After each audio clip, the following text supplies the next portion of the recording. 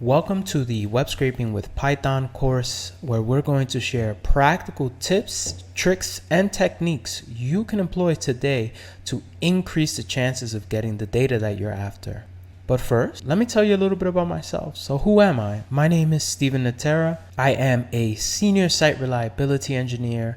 I have been building software since 2014. Where I started off as a software engineer, moved into web dev, and then eventually worked my way into the DevOps and distributed systems space. And so now I love focusing on systems, their complexities, and how to keep them up. I have worked for a number of companies. I've worked for small ones, and I've worked for big ones. Most recently, I've worked at Twitter, where I joined the compute team who's in charge of managing 500,000 servers, handling over 10 million requests per second, and over 5 petabytes of storage. So this was by far the largest distributed system environment I had ever encountered in my career. And in that compute team, I was part of a much smaller team that was tasked with the rollout of Kubernetes across the whole fleet. I was there before, during the Elon Musk acquisition, and I was sadly part of the November 4th laid off group. And so when that layoff came, it really came at a very shocking point. It was very brutal, very messy. And when I was laid off, I didn't really know what I wanted to do. I was feeling burnt out, and I didn't really have a backup plan that I thoroughly enjoyed or desired to do. So I decided that, hey, I have a little bit of savings. I had been wanting to pursue this one path for a while. And so I decided to become an entrepreneur. Just went full time as a founder. As part of my entrepreneurship journey, I launched my first product called TechStackLeads.com, which was a real-time search platform for job seekers and recruiters. But before I could even launch this product required a lot of data. I needed public jobs to index in my database. And so I went down this web scraping rabbit hole, and I honestly felt very much in love with all the things that go into web scraping and getting publicly available data at a time where everybody just wants to keep their data private. And so from when I was laid off, I took about 6 months to really dive deep and understand the landscape of all the tools that are available to me, exploring all the different techniques. And I got very involved with the subreddit community called web scraping. And I noticed a lot of people on the subreddit were having a lot of difficulties getting data from websites that, when I looked at them, they were pretty easy to get the data from after I employed all my techniques. And so I decided, since I love helping people and leveling them up, I decided to just share what I've learned so that you could have the same level of success that I have when I am doing my web scraping techniques. I hope this presentation helps you get a little better at web scraping. So here are a couple of the things you will learn from this short course. You're going to know how to analyze websites for their level of difficulty, because one of the worst things that could happen is spending so much time, so many weeks, so many months trying to get data from a website that is otherwise designed to not be scraped. You're going to know what tools you have at your disposal to scrape from these websites. You're going to know where to save the precious data that you scraped. There are so many options on the market, and you are going to understand, based on the job that you are trying to accomplish, what data storage mechanism is the best for you. And you're going to know how to scale your web scraping. Some projects will be small and only require your computer to be on maybe for an hour or two. And some projects, if you're looking to scrape millions of records a week, will require a much more complex setup. And I'm going to help you understand what the tools you'll need at different ends of the spectrum. Now we're going to talk about the 4S method, which is a series of steps that I use before I embark on any web scraping project. And the 4 steps are scan, scrape, store, and scale. So scanning is where I spend most of my time. Scanning is how I determine the level of protection a website has, and using a series of tests, I evaluate the best way I can get the data that I'm after. Scraping is the actual scrape tools that I'm going to use and the languages. And also, if I'm using paid solutions, the cost and the failure options.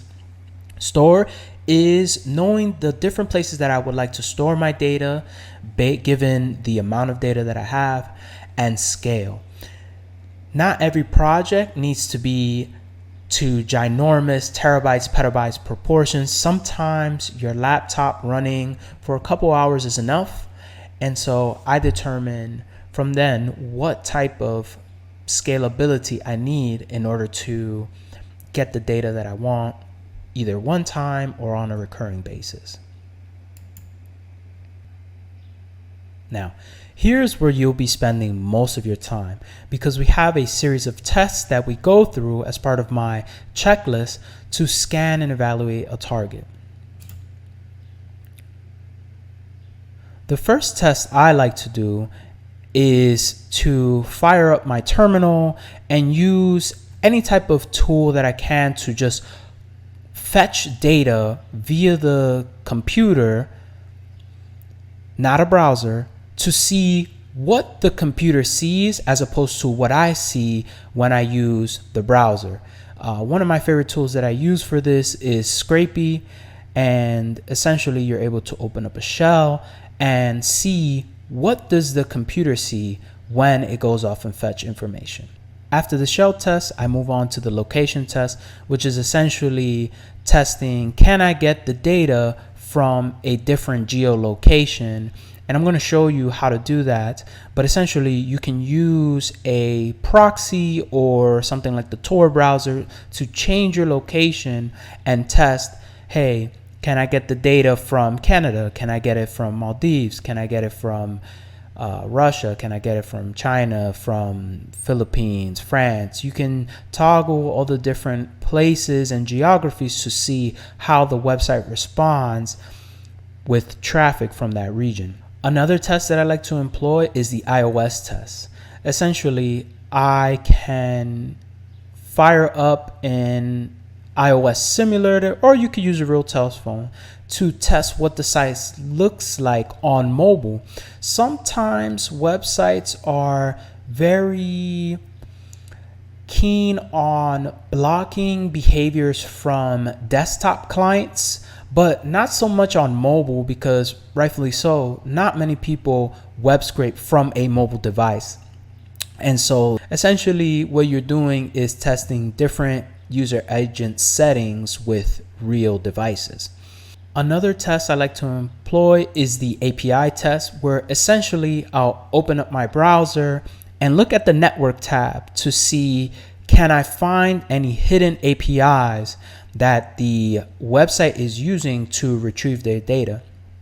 Essentially, in today's modern web, a lot of the web is built on front-end applications that are fetching data from a server that is otherwise on a different domain or in a different region in the world, which is good for scalability and also good for us, because if we can bypass the website entirely and just go directly to the server, then that makes our job so much easier. We don't have to employ these JavaScript hacks or use a real browser, which is a very heavy tool to use when web scraping. And the last test, which is one of my favorite tests, is the 4G test, which essentially is creating a 4G hotspot from your cell phone to be able to scrape through your carrier's data plan. So mobile proxies are actually the king of proxies. They are virtually unblockable because they're shared by the people nearest to you. So when a website sees traffic from a mobile device, they see one IP address, but in reality, those are multiple people coming from the same IP address. And because blocking anybody who's doing web scraping from a mobile 4G hotspot means you'll potentially be blocking other legitimate customers to your websites who have nothing to do with web scraping. Most companies do not block mobile 4G hotspot. It makes it very hard because you could cripple your entire business, which is great for us because now we always have a way in to a website. However, of all the tests employed, and the 4G mobile proxy route is one of the most expensive options. And now we're going to go to a demo of all these tests because I know theory is not always fun. It's best to get your hands dirty. The first demo that we're going to do is a website that we all know and love, Wikipedia. The first test I'll run is the shell test, which I'm just going to use any client from my terminal to fetch the web page. So my favorite tool is Scrapey, so I'll create a Scrapey shell with the URL of interest. Let's make this bigger. So I'm going to view the resource.